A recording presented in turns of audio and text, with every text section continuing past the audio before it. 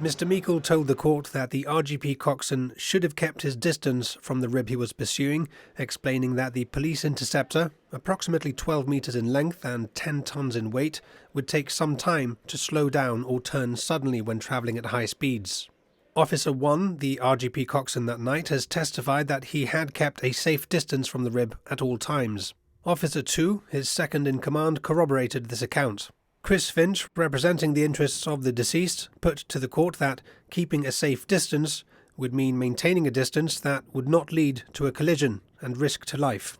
Mr. Finch questioned Mr. Meikle on the location of the chase and collision, as well as the information the RGP had been working with that night. The Guardia Civil, the court heard, reported the RHIB was near the port of La Tunara, which is around 3 kilometres north of the border.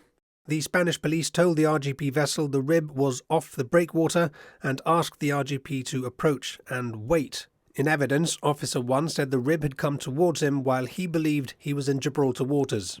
Mr. Meikle confirmed the RHIB's tracking data showed it moved in a northerly direction when leaving the area of La Tunara, after which the chase began. Mr. Finch again played footage taken from Spain of the chase and collision. He put it to Mr. Meikle, who acknowledged he had never seen this clip in its entirety, that there was no dramatic turn by the RHIB as described by Officers 1 and 2, and that the police boat had simply gone right over the top of them. Later on, Neil Costa, representing the RGP, took issue with Mr. Meikle stating in his crash report that Marine Section officers should have been given specific training in high-speed pursuits because the RGP knew they were happening.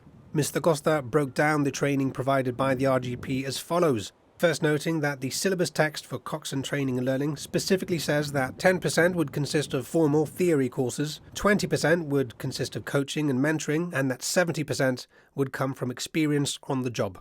He then outlined what he said were relevant and transferable skills required by the RGP, which included 200 hours training on 4 different sized vessels.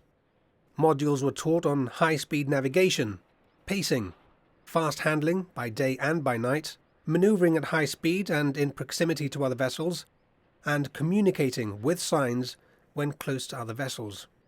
Mr. Costa said this evidence completely undermined Mr. Meikle's conclusion that specific training for high-speed pursuits was needed in the RGP, saying they were provided adequate training in all necessary aspects.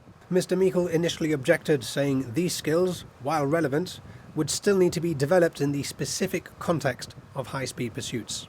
Mr. Costa responded by highlighting RGP records showing close to 60 pursuits in the 3 years leading up to the night of the collision. He said these were the nights that a junior coxswain, Officer 2, would necessarily have been learning on the job from their senior coxswain, learning to apply their training in real-life scenarios. Mr. Costa will continue questioning Mr. Meikle tomorrow.